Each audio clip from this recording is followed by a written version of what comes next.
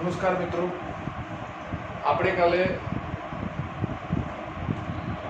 કાચના લંઘન વડે થતું પ્રકાશનું વક્રીભવન એના વિશે સમજૂતી મેળવી, એટલે કે પાર્શ્વીય સ્થાનાંતર કોને કહેવાય એના વિશે સમજૂતી મેળવી.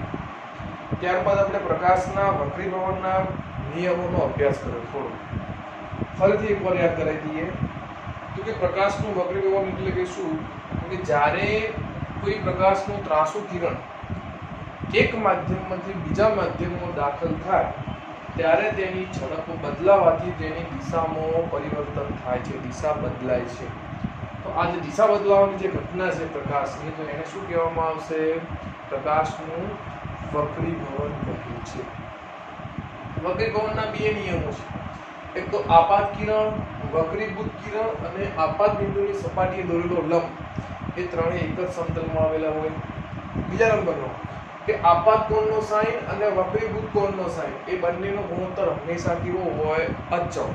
અને એને આપણે સાપેક્ષ વક્રીભવના કહેતા હતા. માધ્યમ 1 ની સાપેક્ષે માધ્યમ 2 નો વક્રીભવન. તો આજે મિત્રો આપણે વક્રીભવનાંક એટલે શું એ વિશે જોઈએ. તમે સંધિ છૂટી પાડો. વક્રીભવનાંક, વક્રીભવન વત્તા અંક. વક્રીભવન એટલે કે વાંકું વળવું, અંક એટલે એક સંખ્યા છે, પ્રમાણ છે. તો વક્રીભવનાંકનો મતલબ શું, મીનિંગ શું, કે પ્રકાશનું કિરણ કેટલા અંશે વાંકું વળે છે, કેટલા પ્રમાણમાં વાંકું વળે છે, કેટલા પ્રમાણમાં દિશાનો એંગલ બદલાય છે, એ દર્શાવતું મૂલ્ય એટલે શું આવશે? વક્રીભવન. બરાબર. વક્રીભવનાંક એ મિત્રો કેવી રાશિ હશે? ભૌતિક રાશિ ખરી, પરંતુ કેવી રાશિ હશે? એને એકમ હોતો નથી. એ આપણે આગળ ચર્ચા કરીશું. પહેલા એ જોઈએ વક્રીભવનાંકનો, કોઈ માધ્યમનો વક્રીભવનાંક એટલે શું. તો જ્યારે કોઈ પ્રકાશનું ત્રાંસુ કિરણ એક પારદર્શક માધ્યમમાંથી બીજા પારદર્શક માધ્યમમાં દાખલ થાય ત્યારે તેની ઝડપ બદલાય. હવે એ ઝડપ બદલાવાના કારણે શું થશે? એની દિશામાં ફેરફાર થાય. હવે આ દિશામાં કેટલો ફેરફાર થયો એ અંક દર્શાવતું મૂલ્ય એટલે શું કહેવામાં આવશે? એને વક્રીભવનાંક કહે છે. અને વક્રીભવનાંકનું મૂલ્ય એટલે કયું મૂલ્ય મિત્રો? sin θ1 ભાગ્યા sin θ2, એટલે કે આપાત કોણનો sin અને વક્રીભૂત કોણના sin નો જે ગુણોત્તર છે. બરાબર. આપણને અહીંયા જુઓ, ધારો કે આપાત કોણ θ1 હોય, વક્રીભૂત કોણ θ2 હોય, તો આ sin θ1 ભાગ્યા sin θ2, તો જે મૂલ્ય મળશે એને શું કહેવામાં આવશે? વક્રીભવનાંક કહે છે.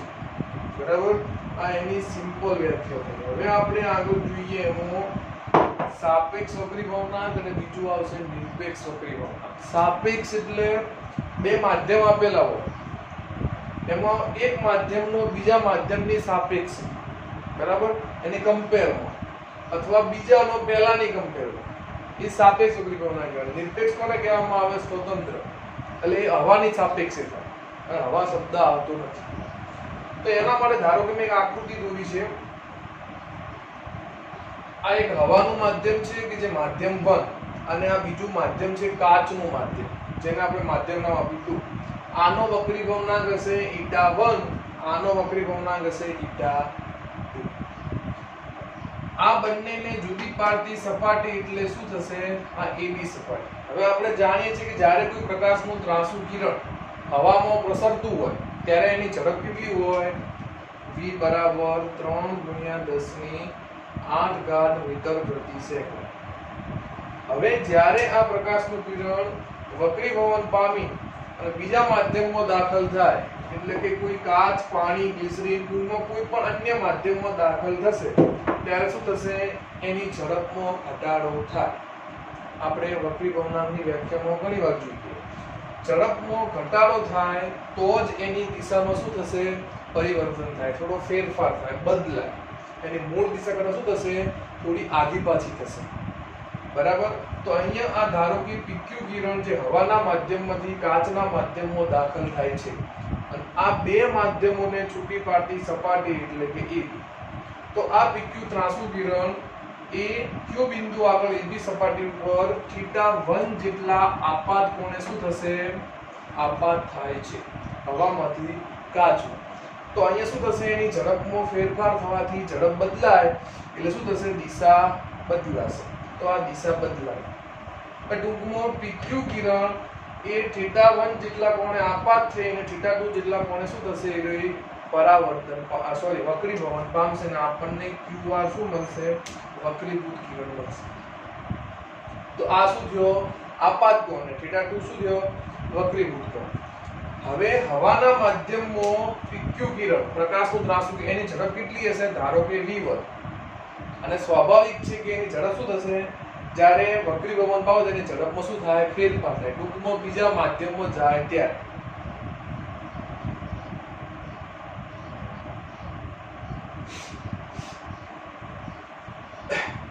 તો જ્યારે આ માધ્યમ 1 માંથી પ્રકાશનું કિરણ v1 ઝડપે માધ્યમ 2 માં દાખલ થશે ત્યારે એની ઝડપમાં ઘટાડો થશે અને નવી ઝડપ કેટલી હશે માધ્યમ 2 માં ધારો કે એ પ્રકાશની ઝડપ કેટલી હશે v2 છે ફરીથી આપણે શોધવાનું શું છે આપણે વક્રીભવનાંક શોધવાનું છે સાપેક્ષ વક્રીભવનાંક તો હવે આપણે જાણીએ કે માધ્યમ 2 નો આ માધ્યમનો વક્રીભવનાંક શોધવાનો છે કોની સાપેક્ષમાં માધ્યમ 1 ની સાપેક્ષમાં બરાબર તો માધ્યમ 2 નો માધ્યમ 1 ની સાપેક્ષે વક્રીભવનાંક લખવાની રીત મુજબ સમજી લેજો આ માધ્યમ જેનો શોધવાનો છે એ શરૂઆતમાં આવે અને જેની સાપેક્ષે શોધવાનો છે એ પછી આવશે ધારો કે બે માધ્યમ છે A અને B આપણે એવું લખવું હોય A ની સાપેક્ષે B નો વક્રીભવનાંક કેટલો તો A ની સાપેક્ષે B no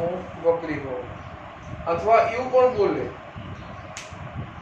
B no A ની સાપેક્ષે વક્રીભવનાંક અથવા A ની સાપેક્ષે B નો વક્રીભવનાંક આ B નો A ની સાપેક્ષે વક્રીભવનાંક અથવા A ની સાપેક્ષે B નો વક્રીભવનાંક હવે એવું કહેતો કે B ની સાપેક્ષે A નો વક્રીભવનાંક તો B ની સાપેક્ષે A નો વક્રીભવનાંક બરાબર આ લખવાની રીત છે તો તમે જોઈ લો ફરીથી એકવાર કે આપણે માધ્યમ 2 નો માધ્યમ 1 ની સાપેક્ષે વક્રીભવનાંક શોધવાનો છે માધ્યમ 2 નો માધ્યમ 1 ની સાપેક્ષે વક્રીભવનાંક એટલે η 1 ની સાપેક્ષે એટલે 1 પાછળ આવશે અને કોનો શોધવાનો માધ્યમ 2 નો એટલે 2 આગળ આવે η21 તો શું થશે માધ્યમ 2 નો માધ્યમ 1 ની સાપેક્ષે વક્રીભવનાંક શોધવો હોય તો મિત્રો શું થશે માધ્યમ 1 માં પ્રકાશની ઝડપ અને માધ્યમ 2 માં પ્રકાશની ઝડપનો ગુણોત્તર તમે લઈ લો તો એ મૂલ્ય શું આપશે આપણને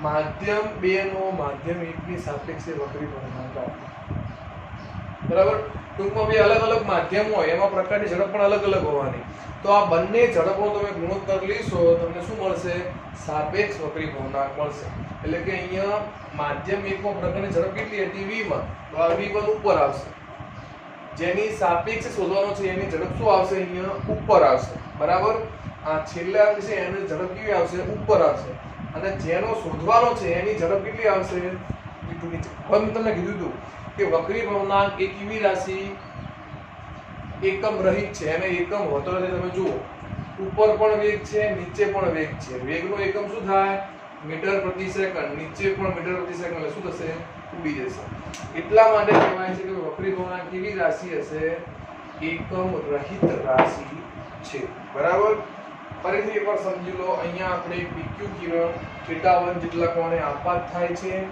અને AB સપાટી ઉપર θ1 જેટલા કોણે આપાત થાય એ દરમિયાન ઝડપ કેટલી હશે v1 હવાનું માધ્યમ હતું હવે કાચના માધ્યમમાં દાખલ થાય વક્રીભવન પામે ત્યારે એની ઝડપ શું થશે બદલાશે કેટલી ઝડપ થશે ધારો કે v2 અને વક્રીભવન કોણ કેટલો θ2 હવે આપણે આ માધ્યમ 2 નો માધ્યમ 1 ની સાપેક્ષે વક્રીભવનાંક શોધવો હોય એટલે કે માધ્યમ 2 નો 1 ની સાપેક્ષે વક્રીભવનાંક એટલે કે માધ્યમ 2 નો 1 ની સાપેક્ષે વક્રીભવનાંક એટલે કે માધ્યમ 1 માં પ્રકાશની ઝડપ ભાગ્યા માધ્યમ 2 માં પ્રકાશની ઝડપ એને શું કહેવામાં આવશે η21 માધ્યમ 2 નો 1 ની સાપેક્ષે વક્રીભવનાંકનું મૂલ્ય આવે અને બીજું આપણે વ્યાખ્યા પ્રમાણે જોયું વક્રીભવનાંક એટલે શું કે આપાત કોણનો સાઇન અને વક્રીભૂત કોણના સાઇનનો ગુણોત્તર એ શું મૂલ્ય આપે માધ્યમ 2 નો 1 ની સાપેક્ષે વક્રીભવનાંક તો એનો મતલબ આ બે પરિમાણોને ભેગા કરો પરિણામો બે સમીકરણો શું થશે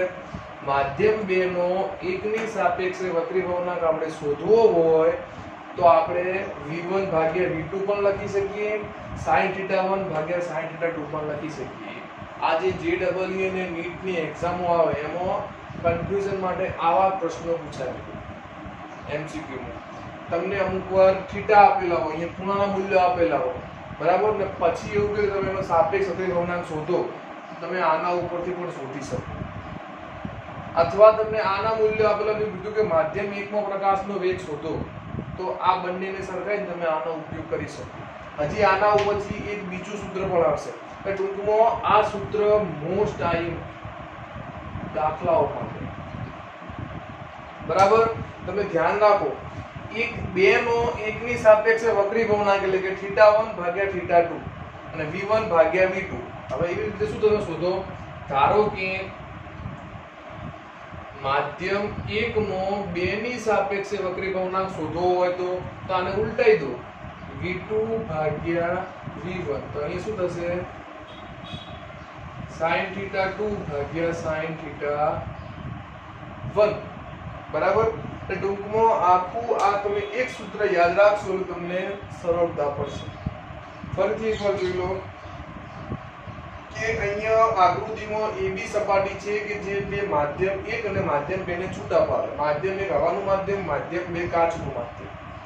તો અહીંયા એક PQ કિરણ જે Q બિંદુ આગળ AB સપાટી પર θ1 જેટલા કોણે આપાત થઈ, ત્યારબાદ કઈ ઝડપે v1 જેટલી ઝડપે આપાત થાય છે, ત્યારબાદ વક્રીભવન પામી θ2 જેટલા કોણે વક્રીભવન પામી અને એની ઝડપ કેટલી મળશે? v2 જેટલી મળે છે. તો હવે આપણે માધ્યમ 2 નો 1 ની સાપેક્ષે વક્રીભવનાંક શોધવો હોય તો θ21 બરાબર શું થશે? v1 ભાગ્યા v2. અને વ્યાખ્યા પ્રમાણે આપણે જાણીએ છીએ કે ભાઈ sin θ1 આપાત કોણનો sin અને વક્રીભૂત કોણનો sin નું મૂલ્ય ગુણોત્તર કેવું રહે? હંમેશા અચળ. અને કેટલું હોય?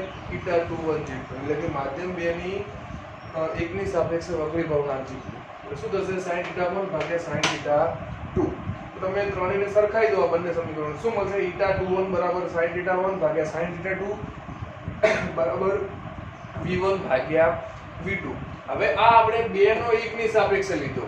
હવે આપણે 1 નો 2 ની સાપેક્ષે લેવો તો પણ મળશે. શું મળશે આપણને? v2 ભાગ્યા v1 બરાબર શું થશે? આપણે ઉલટાઈ દો, sin θ2 ભાગ્યા sin θ1, બરાબર. આ તો સાપેક્ષ વક્રીભવનાંક.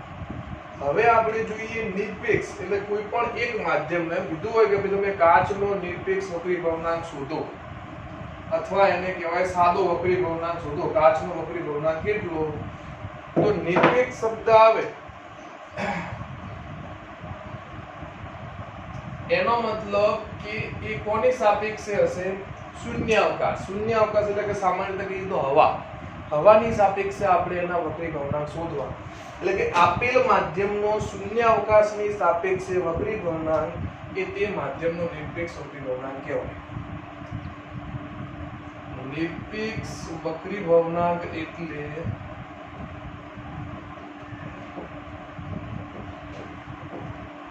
આપેલ માધ્યમનો કોની સાપેક્ષે શોધવાનો? આપણે હવાની સાપેક્ષે, અથવા એને કહેવાય શૂન્યાવકાશ.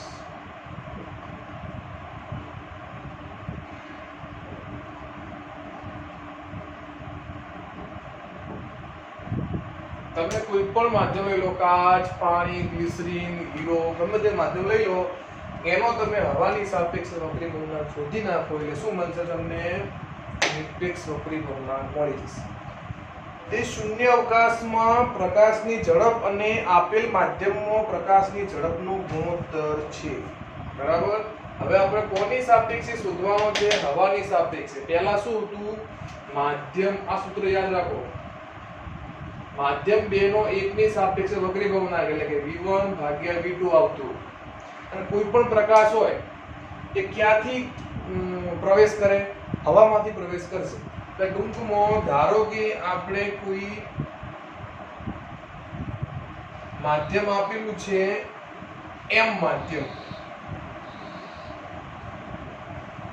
m માધ્યમનો વક્રીભવનાંક આપણે શોધવો છે. તો શું થશે? ધારો કે આપણે લખીએ m શું થશે? કોની સાપેક્ષે શોધવાનો આપણે? હવામાં પ્રકાશની ઝડપ ભાગ્યા તે માધ્યમમાં પ્રકાશની ઝડપ, એટલે કે હવામાં પ્રકાશની ઝડપ ભાગ્યા આપણે હવાની સાપેક્ષ શોધવાનો, બરાબર? તો જેની સાપેક્ષમાં શોધવાનો છે એની ઝડપ ક્યાં આવશે? હંમેશા અંશમાં આવે, તો આ ઉપર આવ્યું, અને ભાગ્યા m માધ્યમમાં પ્રકાશની ઝડપ. હવે આપણે જાણીએ છીએ કે હવામાં પ્રકાશની ઝડપ કેટલી હોય? ફિક્સ હોય, 3 × 10⁸ મીટર પ્રતિ સેકન્ડ. એને શું કહેવામાં આવશે? સ્મોલ c, બરાબર? પ્રકાશનો વેગ કહેવામાં આવે, ભાગ્યા તે માધ્યમમાં પ્રકાશનો વેગ જોઈએ. ધારો કે આપણે ઝડપ જોઈએ સ્મોલ v છે, તો આ શું મૂલ્ય આવ્યું? જે તે માધ્યમનો નિરપેક્ષ વક્રી ભવનાંકનું મૂલ્ય. નિરપેક્ષ વક્રી ભવનાંક એટલે સાદો વક્રી ભવનાંક એને કહેવામાં આવશે. જેમ કે કાચનો નિરપેક્ષ વક્રી ભવનાંક શોધો, ઈટા g, ઈટા ગ્લાસ, તો શું મળશે? c upon ગ્લાસની અંદર, કાચની અંદર પ્રકાશનો વેગ. આ શું મળશે આપણને? નિરપેક્ષ વક્રી ભવનાંક. પાણીનો નિરપેક્ષ વક્રી ભવનાંક શોધવા કીધું હોય તો ઈટા વોટર એટલે શું મળશે? c ભાગ્યા vw. પાણીની અંદર નિરપેક્ષ, પાણીની અંદર પ્રકાશની ઝડપ અથવા એનો વેગ, બરાબર? એટલે કે કોઈ પણ માધ્યમનો તમારે નિરપેક્ષ વક્રી ભવનાંક શોધવો, એનો મતલબ તમારે એને હવાની સાપેક્ષનો વક્રી ભવનાંક શોધી લેવાનો. તો ધારો કે આ m માધ્યમ છે, એનો નિરપેક્ષ વક્રી ભવનાંક શોધો તો શું મળશે? હવામાં પ્રકાશની ઝડપ ભાગ્યા જે તે માધ્યમમાં પ્રકાશની ઝડપ. ધારો કે માધ્યમમાં પ્રકાશની ઝડપ v હોય અને હવાની ઝડપ આપણે ફિક્સ જ છે c, બરાબર? 3 × 10⁸ એ અચળ પદ છે. c ભાગ્યા v એ શું આપશે? તમે નિરપેક્ષ વક્રી ભવનાંક એટલે કે સાદો વક્રી ભવનાંકનું સૂત્ર આપશે તમને. ધારો કે એમ કીધું હોય કે કાચમાં પ્રકાશનું કિરણ હવામાંથી પ્રવેશ કરે છે ત્યારે તેની ઝડપ ધારો કે 1.5 × 10⁸ મીટર પ્રતિ સેકન્ડ થાય છે. તો તમે એનો નિરપેક્ષ વક્રી ભવનાંક શોધો. કોનો? કાચનો. તો કેવી રીતે મળશે? EW બરાબર c upon v. હવે આના બરાબર શું થશે? 3 × 10⁸. અને કાચની અંદર પ્રકાશની ઝડપ કેટલી આવી? 1.5 × 10⁸. તો આ કેન્સલ, 1.5 × 2 3 એટલે શું આવશે? 2, બરાબર? ટૂંકમાં આ ખાલી ઉદાહરણ છે. આવી રીતે આપણે ગણતરી કરીશું, બરાબર? તમને કોઈ માધ્યમમાં પ્રકાશની ઝડપ આપેલી હોય અને કીધું હોય કે આ માધ્યમનો વક્રી ભવનાંક શોધો, તો આપણે શોધી શકીએ, કારણ કે આપણે આ c નું મૂલ્ય જાણીએ છીએ. કેટલું? 3 × 10⁸. અને જે તે વેગનું મૂલ્ય તમે આપેલું હોય એ બંનેનો ગુણોત્તર લઈ લો, તમને શું મળશે? માધ્યમનો વક્રી ભવનાંક મળી જાય. હવે અથવા તમને માધ્યમનો વક્રી ભવનાંક આપેલો હોય અને કીધું હોય કે એ માધ્યમમાં પ્રકાશની ઝડપ કેટલી અથવા એનો વેગ કેટલો, તો પણ આપણે શોધી શકીએ, કારણ કે આ મૂલ્ય આપેલું છે. તમે v ને અહીંયા લઈ જાઓ અને આને છેદમાં લઈ જાઓ, તમે એનો ગુણોત્તર કરી દો, તમને શું મળશે? આપેલ માધ્યમમાં પ્રકાશનો વેગ મળે છે, બરાબર? આ તો નિરપેક્ષ વક્રી ભવનાંક. હવે કોઈ પણ માધ્યમનો નિરપેક્ષ વક્રી ભવનાંક હંમેશા 1 કરતા કેવો હશે? વધારે હશે, બરાબર? કોઈ પણ માધ્યમનો નિરપેક્ષ વક્રી ભવનાંક હંમેશા કેવો હોય? 1 કરતા વધારે. કેમ? આ સૂત્ર જુઓ, c upon v. પ્રકાશની ઝડપ હંમેશા શૂન્ય અવકાશમાં કેવી હોય? 3 × 10⁸, બરાબર? હવામાં.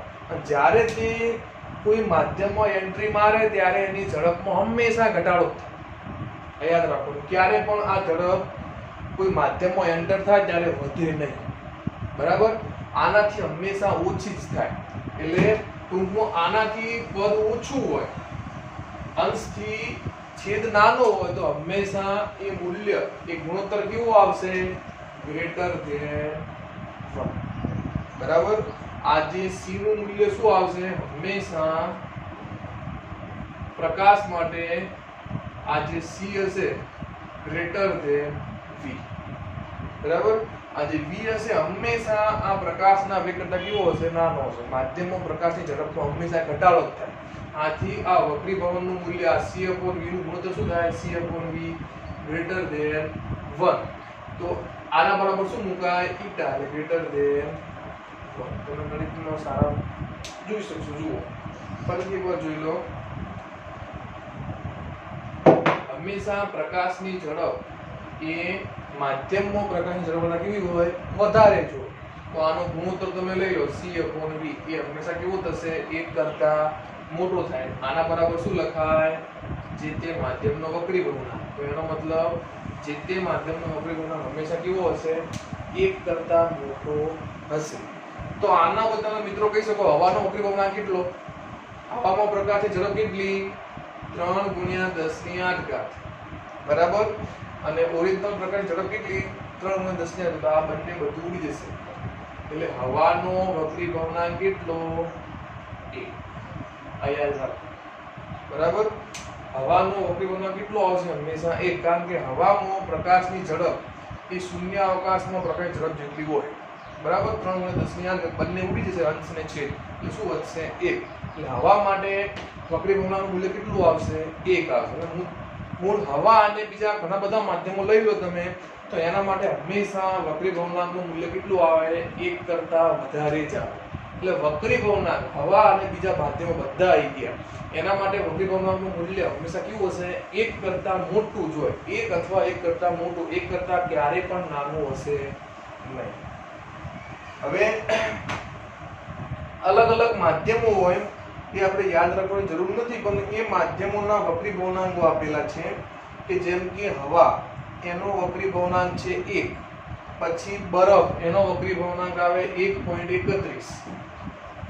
પછી એકવાર લખીએ આપણે, યાદ રાખવાની કોઈ જરૂર નથી છતાં આપણે લખીએ કે હવા એનો વક્રી ભવનાંક છે 1.00. પછી લખેલું છે બરફ પાણીનું ઘન સ્વરૂપ, એનું વક્રી ભવનાંક છે 1.31. ત્યારબાદ પાણી, આ યાદ રાખજો, 1.33. પછી આપેલું છે આલ્કોહોલ, એ કોઈ જરૂર નથી યાદ રાખવાની, 1.36. પછી કેરોસીન 1.44. ત્યારબાદ ટર્પેન્ટાઇન એનો 1.47. ત્યારબાદ બેન્ઝીન એ કેમિસ્ટ્રીમાં આવશે, એનો આપેલો છે 1.50 એટલે કે 1.5. પછી ક્રાઉન કાચ, બરાબર, અલગ અલગ કાચ આપેલા છે. ક્રાઉન કાચ એનો છે 1.52. પછી બીજું છે કેનેડા બાલ્ઝમ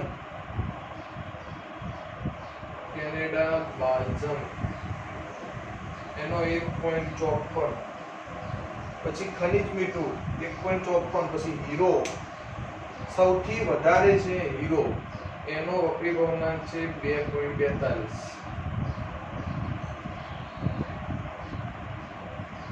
બરાબર. એટલે કે એમાં વક્રી ભવનાંક ખૂબ જ મહત્તમ થાય. બરાબર. તો શું થશે?